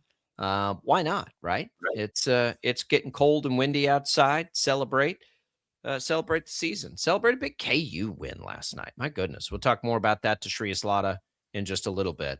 In the meantime, a coaching carousel in the NFL. John Harbaugh, we were sitting there in week 18, TJ, with the graphic up of Harbaugh with the Ravens for whatever it was, 19 years, Tomlin with the Steelers for 18 years, their record against each other. They've played and now they're both gone. And those would have been two of probably the top 10 at minimum, if not top 5 guys everybody would point to and say, yeah, those are probably some of the best we've got in football. And now they're both gone. And John Harbaugh is probably going to be coaching in the next season, I would imagine. Tomlin stepped away. Harbaugh was fired. I don't think Pittsburgh was going to fire Tomlin, for the record. I don't think they would have. They don't have any history of doing that. They've stuck with him. I think he's done a great job. I think the ownership there probably agrees that he's done a great job. Fans, though, are annoying, can be annoying, and fans, we're tired of it. And so the noise around it has been loud for 3 years. It's been loud. And it was getting to the point where there weren't a lot of fans ready to go to war for him anymore. Clearly his players were. Clearly Aaron Rodgers was this year. But it's always that grass is always greener, right? Again, you want Mike Tomlin to leave so that you can get somebody that's been as good as Mike Tomlin.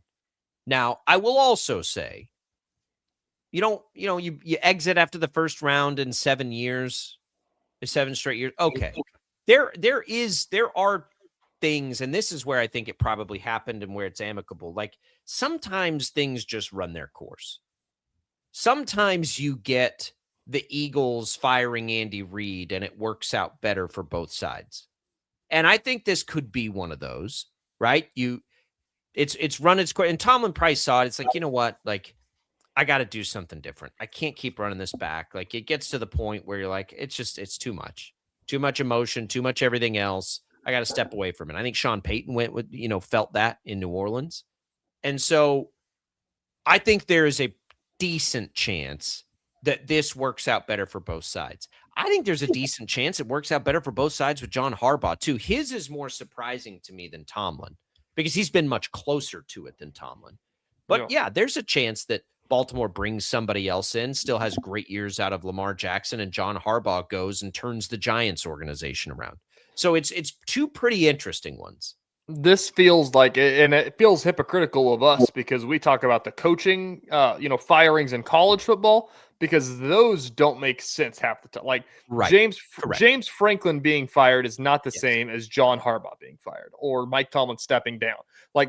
Those, the expectations of those are too unrealistic. In this situation, I'm with you. I think that they do kind of make sense. Tomlin stepping down more so than Harbaugh because the Ravens are in a position where they could, still be in a window to go do something. But in the same breath, if you haven't done it, if you want to try, it may work, it may not work. The thing is that it may be something to where I saw somebody bring this up on social media. When you get these CEO type of head coaches that have been there for so long, that are kind of, not bigger than the team because they don't operate that way, but everything has to kind of go their way because it's worked in the past, and you don't want to mess with the status quo. And if the status quo isn't getting you to the point where you want to be, then, there's conversations to be had about fresh ideas with the players that you have. Because at the end of the day, I think everybody would agree that players are the people that win you the football games, not the coaches. That's right. And it's simply just faster to turn around an NFL franchise because of the draft, because of a salary cap, because of all those things than it is in college too. Which job is better? Which job do you want? You've got the Ravens job. The Ravens job features Lamar Jackson, of course, and an ownership group that's only had a handful of coaches in the franchise's young history. The Steelers have perhaps the best defensive player in football. They have an ownership group that just does not fire coaches, period. So which job would you rather have if you were an up-and-coming coach? Is it as simple as just give me Lamar Jackson and take care of the rest? Yes. Or knowing that you're going to have a decent runway probably with either job, do you like what will probably be more of a, kind of a fresh start with Pittsburgh? I think it's Lamar Jackson every time. We talk so much about the quarterback situation if you're a head coach, and that's usually what determines your success. And if you're the Pittsburgh Steelers, you don't know who the quarterback's going to be next year. And I don't think it's going to be Aaron Rodgers. It could be, but I don't think it will be. So at that point, your starting quarterback is Mason Rudolph or Will Howard. So do you feel good about that, or are you going to go draft a quarterback and trade up and go get somebody there? Well, I think if you're Pittsburgh right now, you strongly consider, and they won't do this because that's not how they run it, but it is time. The Pittsburgh's kind of like Dallas, right? Like, except Dallas has Dak, but at some point, like, you're going to have to tear it down and start from the studs. And Pittsburgh has some tradable assets. They've got a lot of things, but if you were coming in and you knew you got to start from the studs with a lot of draft capital and an ownership group that would, let's say, give you 5 years, and you're an up-and-comer, there's some beauty in that. I just don't know. What I don't know is if they bring somebody in, let's say Aaron Rodgers does come back, how good can they be? Like, what is the ceiling of the Steelers as it currently stands? It's not a Super Bowl. No. Not now.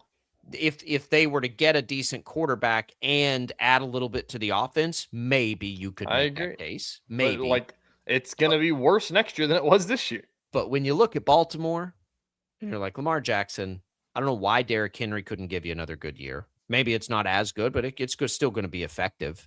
They've got some talented young pass catchers, a defense that's been drafting young guys into it for some reason. Like, Baltimore feels like they could go win a Super Bowl next year. That's the biggest job out there for sure, is Baltimore. Like, that's the one that everybody's going to want to do, because that's the only job where you're going to walk in and coach a Pro Bowl quarterback. Everybody else you can say, well, Jackson Dart will be really good. Like, Lamar Jackson is really good. I'm not ready to say that about Jackson Whatever. Dart. I had fun with Jackson Dart, but Jackson Dart is going to end up in an emergency room if he plays the way he played this year. That's true. But look, that was early Lamar Jackson too. Like, you got to learn how to figure that out. That was Jaden Daniels this year. You got to learn how to do basically what Lamar Jackson's done now for most of his career, which is avoid that for the most part, right? These young guys, Russell Wilson learned how to avoid it. Plenty of guys do, but you still have to show us you can do it. There's also plenty of stories of guys who could never figure that out and just got smashed too often. So we'll see. That's the next bet. I'm starting to come around on that Giants job, though. I think that's pretty. I mean, it's better than, I don't know. And I still kind of like the Arizona job. What do we think about Michael Penix? Why are we all so out on Penix all of a sudden? And I am too. I'm just like, it's not because he's been hurt so much. It's not going to work. It's not going to happen. I mean, I think it could, but I think that, just the injuries scare you and everything. Like, I don't know if he is a franchise quarterback just because of the amount of knee injuries that he's had and gone down with another one. But we've seen people do it. We've seen people do it again, though. That's the thing. And so I don't know. It's New York is second best job, probably. I I think. think it probably. Well, Baltimore and Pittsburgh are the two best jobs. I don't know. Is Pittsburgh? Oh yeah, yeah. But why? Because you've got an ownership group who's if the team sucks, the team sucks. It's not. That's not the thing. The team doesn't suck, but it will if you strip it to the studs. There are too many jobs in the NFL where if the team's not good, like every job that has an opening, except for Baltimore or in Pittsburgh, is because the team wasn't good, right? Like that's the reason. So every other job, like all those teams aren't good either. And so you're walking into it, and now all of a sudden you're both not good, and the lifespan of a coach on a not good team is about 2 years. Like you might get 2 years, Jonathan Gannon. For most of these, it's Tennessee. Maybe you may get 2. You may get canned in the second year. So you're kind of walking in as a placeholder to a lot of these jobs. Whereas at least with Pittsburgh, there is literally nothing historically that tells you this ownership group would can you after 2 years. Nothing. They've never done it before. That's true. And so maybe, but who's to say? I mean, like that. The reason why they haven't done it is because they've never had that level. At least to my knowledge, maybe I'm wrong. Like, have they ever finished as a bottom? Have they ever finished last in their division? I'll ask that question. They don't. I mean, they obviously didn't with Tomlin. He never even had a losing That's season. what I'm saying. Like, Bill Cowher had a 7-9 season followed by a 6-10 season.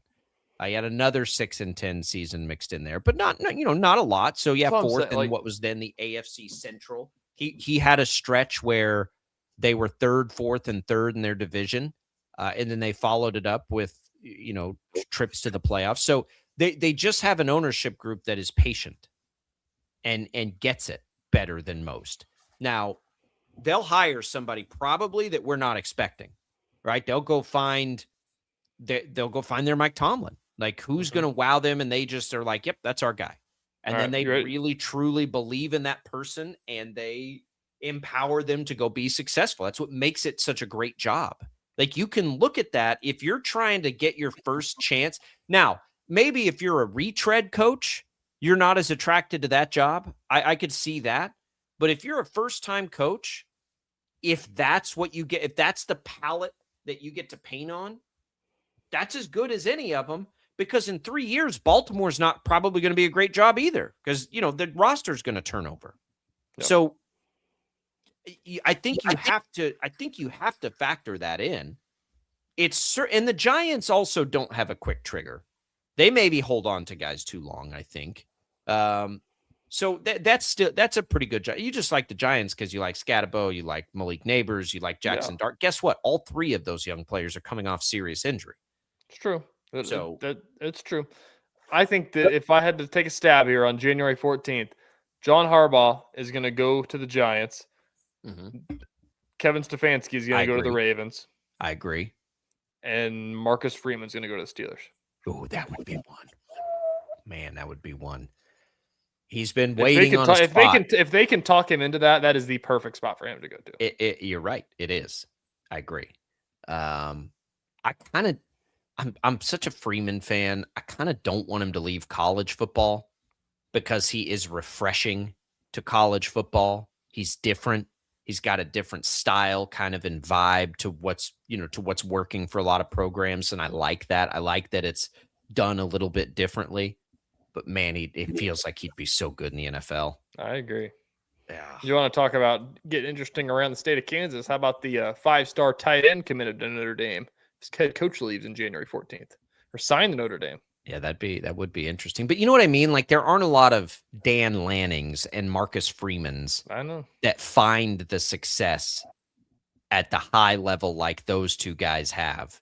That high energy, just like charismatic. They're all charismatic, obviously, because they have to recruit. But I just mean like you just get fired up. Like, I don't know that Nick Saban was just really smart. Did you ever get fired up when you saw Nick Saban? Do you get fired up when Kirby Smart walks into the room? Like does Kurt Signetti get you excited? No, I don't think so. I think they're just really good coaches and they're good recruiters and all those things. But like, give me a little of that energy, Dan Lanning, Marcus Freeman. Like that's why I'm like, I kind of don't want him to come because I like that that's in college football. Yeah. But we're. I don't know. Is this the wildest carousel since? Yeah. Oh. When? Yeah. You have a number? I mean, was this?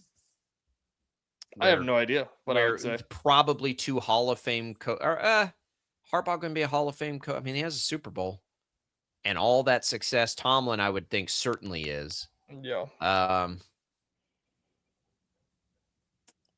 And neither of them retired either. That's the thing. Like, it's not like they rode off into the sunset. Tomlin is stepping away. You can call it whatever you want, but that's not like I'm ready to be done coaching decision. Harbaugh was fired.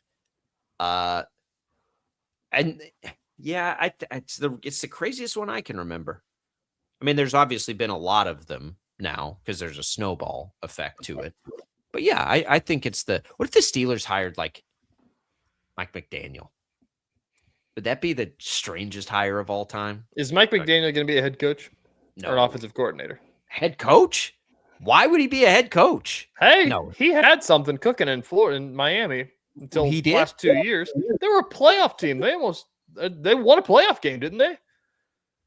I'll have to check whether they won that. With Tua as his quarterback, you can make an argument about that. Give him a good quarterback. He's an offensive genius. They did not win a playoff game, no. They lost to the Bills and they lost to the Chiefs. They've never won their division. And he's 2 games over 500 in 4 years. I don't think it works. I don't think his buddy style works. I think he's a really smart coach. I think he's an offensive coordinator. I think he's got a track like Cliff Kingsbury. And I think that's fine. Like, great coordinators have long lives in the NFL. And I think he could be a great coordinator. I also don't know, though, like, does his style of offense work if he doesn't have like the 4 or 5 fastest players in football? Yeah, true. I don't know. So I think now, like, if you told me he was going to come be the coordinator for the Chiefs, well, I actually wouldn't like that. I'll be honest, because I think stylistically that's not what the Chiefs are built for and not what they need to do. But the idea of it's fun. But, where's a team? Who's a team with a lot of speed? Well, Baltimore. Okay. If you told me he was going to Baltimore, like, that's a really good fit. That would be pretty fun, honestly. That's a really good fit. You've got Zay Flowers and all this. They've been kind of infusing some of that in there, and Lamar, obviously, in a good run game. Like, that would make some sense to me. But not a head coach yet. He's got to take some time. Step back and do whatever. What's the number at now? Are we at 9 open spots? I don't even know. 8 or 9? A lot, but we don't really care about the others now because Baltimore and Pittsburgh. That's the thing now is that everybody keeps talking, and like Matt Nagy got an interview with Baltimore, but I don't think he's going to get that job. But you start thinking about it's like, oh my, yeah, the Titans still got to hire a coach. Yeah, don't they? Like the whatever's still got to hire a coach. The Browns have to hire a coach. I'm not even thinking about those guys right now because of the big 4 or 5 that we have. Baltimore's one of those situations right now where you have to talk to Lamar Jackson first and just say, do you remember, maybe you bring Mark Andrews in, like, who have you guys had on staff that you just loved, that you couldn't get enough of, that maybe we could get to come back here? Like, I think you have those kinds of conversations. Like, was there any coach over the years that maybe wasn't ready that might be ready now? And then you branch it out a little bit. But everything you think there's going to be a first-year head coach in Baltimore? I don't think that's connected to the organization, maybe. I think it has to be. Everything is about trying to get it done while Lamar Jackson got hurt this year, and obviously it held him back. So that's that's alarming, I think, when you're looking at it. So you got to start there. And just if you're the coaching hire that they make now is all about winning with Lamar Jackson, period. You don't think about anything else that you're doing. You're not thinking long-term. You're not thinking anything else. You're like, in the next 3 years, can we win a title with Lamar Jackson? That's the coach you're bringing in there. I think they've got a pretty good history of doing this too, though. And so I just kind of trust whoever Baltimore and Pittsburgh hires to be good because they've only really hired good coaches. We'll come back. Shreyas Laddha joins us next. We'll revisit that big KU win over Iowa State when we return.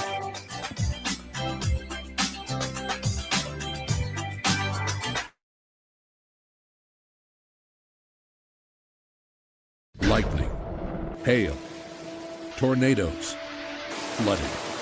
It's the worst of severe weather, and it's coming. Spring brings warmer temperatures, but also dangerous weather conditions.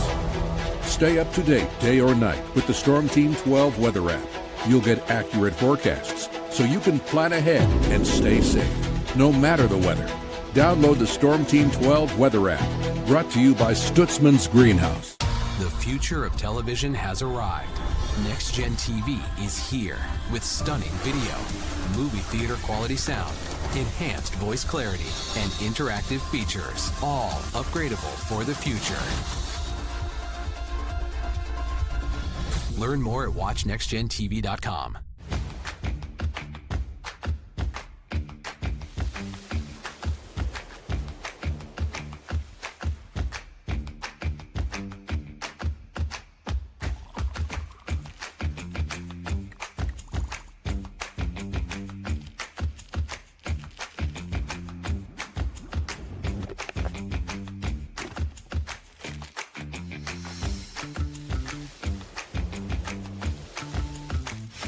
The canvas of our imagination. They tell a story. Clouds affect the events of your day.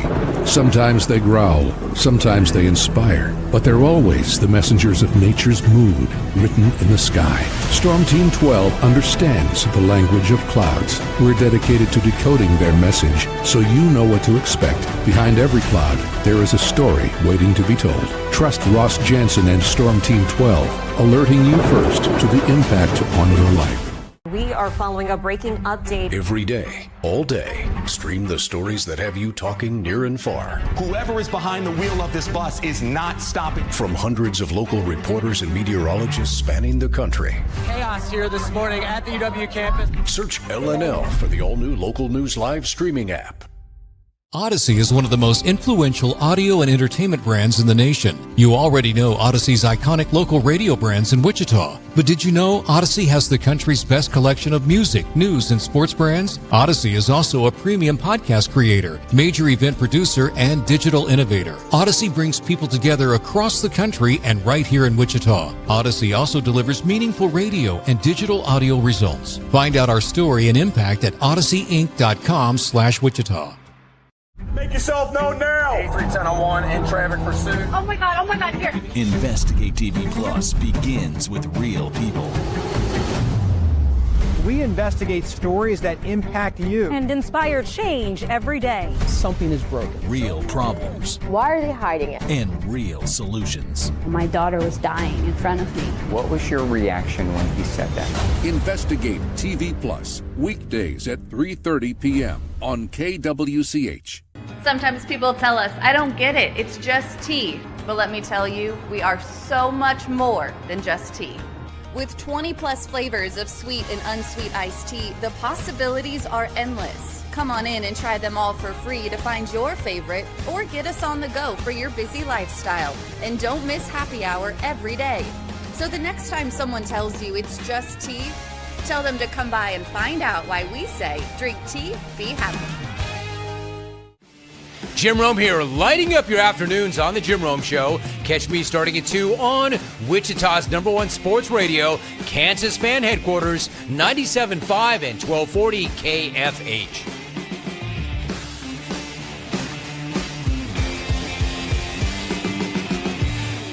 Mornings are busy. We're here to make your mornings better. We report the stories that affect you. 3 more hospital lies from contaminated apple juice just a day after the FDA issued a recall.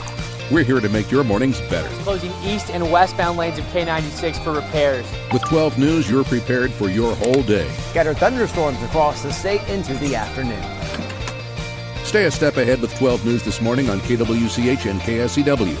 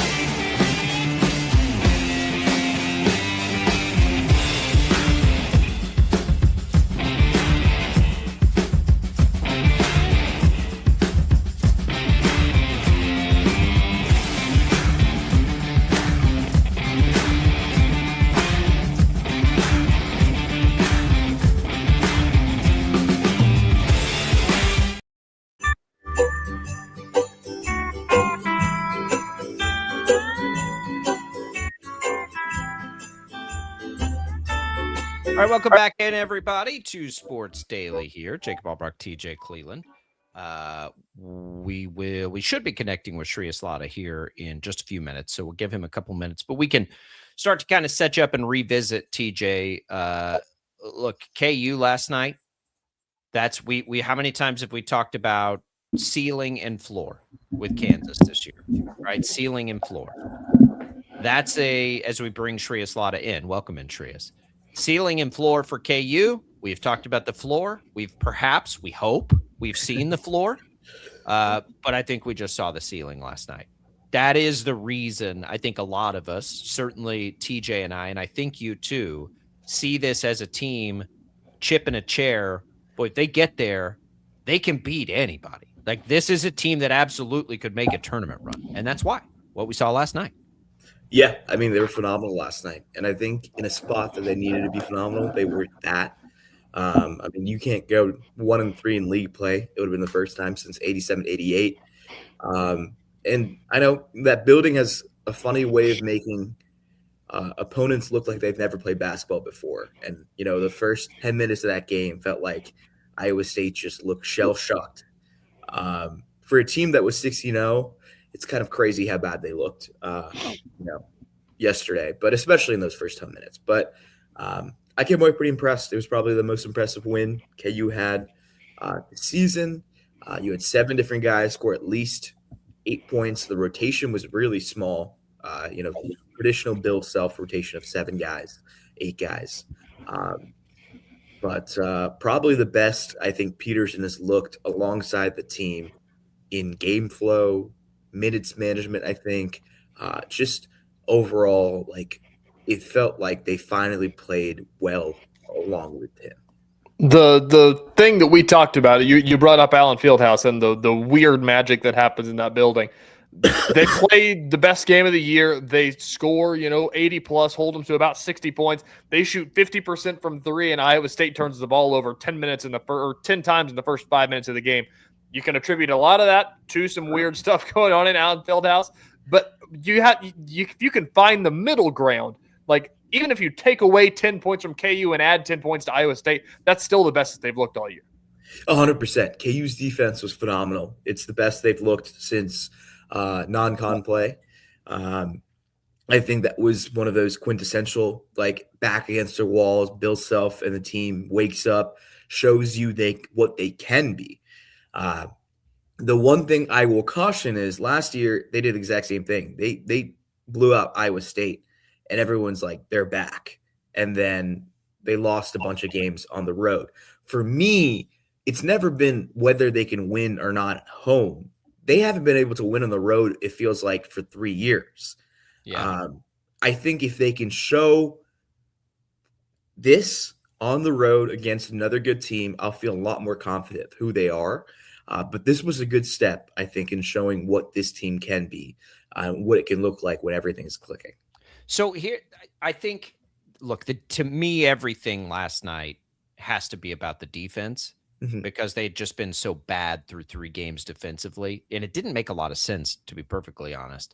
My fear was starting to become, well, can they not be a good defense? Can that be a great defensive team with Darren Peterson? Because there was sort of this correlation, right? Peterson ramps up his minutes. He's giving you more time. Now all of a sudden they can't play defense. I mean, we weren't seeing anything that was like, well, it's not like Peterson can't play defense. That, to me, last night, you're like, okay, he played a regular workload, what we think is going to be a regular workload, and they were great defensively against one of the best offenses in the country. Okay, they can be a great defensive team with Darren Peterson on the floor. No, 100%. I think that was important to see.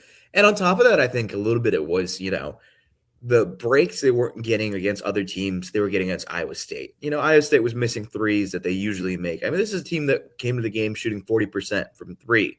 They were missing some wide open shots in the first half that I think kind of played in momentum, right, for KU going in with such a big lead. But I mean, TJ said it best after the game where he was saying, like, they did a phenomenal job game planning against Iowa State, which they really did. I think they had a tremendous game plan. They shut off the paint. They forced them to take jump shots. And, when you're reliant on the jump shot and you can't really score any other way, it puts so much pressure, especially if you're trailing, right, to make something happen out of nothing. And from the get-go, they were playing a step behind.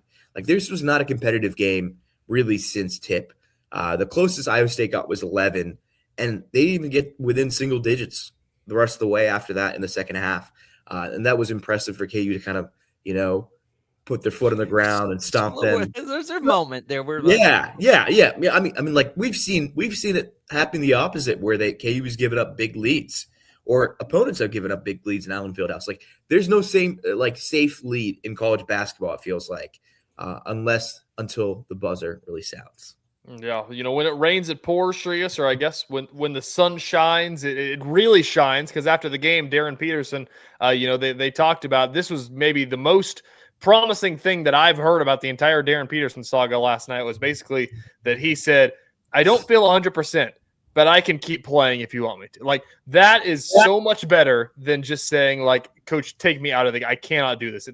That tells me it's getting better. It's not there, but this makes me believe it's actually 90%. Well, I mean, I think it's tremendous that he said it, but I think we're going to be dealing with this for weeks, if not the rest of the season. And that's okay. Clearly, it is what it is at this point. And even if you get 32 minutes or 30 minutes out of Peterson every game, I think should be good enough to win most games. Hopefully he can figure it out, and randomly in March he wakes up pain-free, or January or February, whenever you want it, really. I mean, hopefully sooner rather than later. But I think it was cool. I mean, we haven't talked to Peter since November 7th. We got him yesterday. It was nice to finally actually talk to the guy. Big 12 media days? Is that the last time? No, we talked after a game. Okay. After UNC, yeah. But I think the last time I really talked to him was probably Big 12 media days. But I know he talked after UNC. But I think just overall, that's probably the confidence level they feel of him getting closer and closer to 100%. But also the media was getting a little fed up, I think, of him not talking. Bill Self can only word salad himself so many times into trying to explain the situation. Love Bill, but I think it's sometimes better to just hear it from the person's mouth itself. Exactly. And I think he did a good job of kind of explaining where he's at. He was very transparent, open, honest. I think it's clear he clearly wants to be out there, as he mentioned after the game, for his teammates, for his coaching staff, for himself. I am very curious to see how it plays out. He said this is probably the best he's felt besides the TCU game, which I think is a positive thing. Still a little concerning that he's kind of dealing with it. Obviously the game was out of hand with 5 minutes left, but it is a positive sign that he was like, if you absolutely need me, I can be out there. Which, I mean, I think that's probably the feel he's had for a little bit, but it's been difficult to kind of play through it. And this entire thing, this whole cramp saga, has probably gone on a lot longer than anyone, including himself, anticipated. Yeah, I mean, if that's what they have, just learn how to use it, right? If that's what it is, use it that way. I wonder, as we talk about that kind of thing, we see 7 guys and 7 guys only. Now, that's like March Bill Self, right? We're seeing March Bill Self things in January. Is that sustainable to only run 7 out there? Clearly it worked, but we're a long way from the end of this season. I doubt that's what we see consistently, or maybe I'm wrong about that. I'd be a little surprised if I play 7 this early. It's kind of a lot of pressure to play 7 in mid-January. I think guys like Cole Rosario, Jaden Dawson will see some run in other games. They have to, right? I think yesterday was one of those spots where Bill Self realized, this is a tight spot. I need my best 7 guys. And it was a game that they desperately needed to win. I don't want to say it was a must win, but if you didn't win that game, there's a lot more question marks about if they even make the NCAA tournament because their resume at that point, they didn't have a single top 10 win. Now you have a top 10 win. You feel a lot more confident. I still don't think they're going to win the league, but middle of the pack should be good enough to make the NCAA tournament. Sorry about that. But yeah, I mean, the big thing is just get to the NCAA tournament. Hopefully Peterson feels better and make a run from there. Now you go forward from that. Literally yesterday, we're sitting here having a conversation about If you can't get it done against West Virginia, how are you going to do it against BYU, against Texas Tech, against Houston, against Arizona, and then you go blow out the number 2 team in the country? That has to, just change an outlook, changes an outlook for us, I'm sure, for the team as well, just to see that it's possible to go do something like that. What does that do for the rest of this Big 12 stretch? I think it definitely gives him confidence, right? I mean, Trey White said after the West Virginia game that he still believes the defense is elite. And he's been adamant about that really since, their struggles started. So I think that's great. They completely get confidence. You beat the number 2 team in the country. That probably gives you a good feeling. You're going to beat Baylor on Friday, at home. I'd be very surprised if they lose that game. I think to me, like the team having confidence, great thing. My outlook on this team only slightly changes. Now I'm a little more confident that they're better than what we think they are. But I haven't seen anything on the road for me to feel confident because, again, we've seen 3 years of this iteration of where they look really good at home and then they fall apart on the road. Like, I mean, color me a skeptic, whatever, but I want to see this against, Colorado. I mean, Colorado's not good, but it's the type of game they should win on the road, right? I want to see this when they play K-State in Manhattan. Can they win that game? I want to see this when they play Arizona. That's going to be a big game in a month from now. I don't expect them to win, but can they keep it competitive? Can they keep it close on the road? That's the big thing you have to ask with this team is, can they win those games where they're not overwhelmingly have a good chance because of Allen Fieldhouse? Do you think that's the same for when you think about the NCAA tournament though? Because that's to me, it's more about, all right, just assure me that you're going to get there. Just assure me that we're not going to be sweating the bubble, and I'll just take my chances with this team in the tournament. I'm satisfied with that outcome. I am. But is what you're talking about road games in the Big 12 or like being on the road at neutral site tournament games? I mean, I think for me, I'm probably in the same camp that you're in. Like if you can get to the NCAA tournament with a couple of signature wins, maybe you're middle of the pack in the Big 12, I feel okay. Like I think this team has the makeup to make a deeper run than last few years' teams.